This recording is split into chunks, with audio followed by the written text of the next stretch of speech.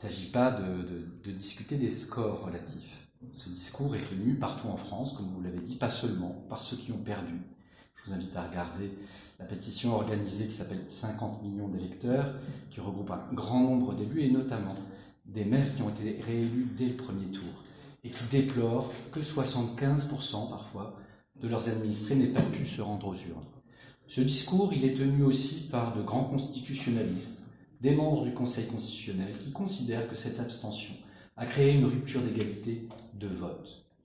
Maintenant, vous avez beau jeu de comparer le score de votre liste à la mienne. Ce n'est pas comme ça qu'ils font raisonner. Vous avez obtenu 52% des voix, c'est-à-dire que vos opposants en ont obtenu 48%. 2 points d'écart quand on a été élu seulement avec 18,5% des suffrages, monsieur le maire. Cela représente que 369 voix sur 27 000 électeurs inscrits.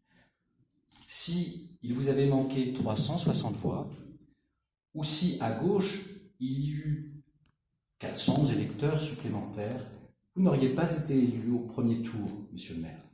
Vous nous parliez tout à l'heure d'une posture d'humilité, vous avez là un discours triomphaliste. S'il y avait eu un second tour, monsieur le maire, étant donné que les réserves de voix, vous n'en disposiez pas et que nous en disposions, vous n'auriez pas été certain d'être élu au second tour. D'ailleurs, vous m'aviez fait part de vos doutes lorsque nous nous étions croisés en préfecture pour le dépôt des listes.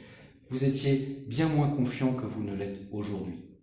C'est donc faire insulte à tous ceux, j'ai envie de dire aux 82% des Conflannais qui n'ont pas voté pour vous. Vous êtes, monsieur le maire, et je suis au regret de vous le dire, l'édile le plus mal élu de Conflans depuis que cette ville existe. Vous n'avez recueilli que 18,5% des suffrages. Si la loi électorale n'avait pas été modifiée il y a 3 ans, cette élection aurait été considérée comme invalide, car autrefois, on exigeait que pour qu'un maire soit élu dès le premier tour, il recueille au moins 25% des suffrages exprimés, ce qui est loin d'être votre cas. Donc voilà, je voulais juste à vous apporter cette précision. Merci, monsieur le maire. Merci, monsieur Kalonec. Alors, l'humilité s'applique des deux côtés. Elle s'applique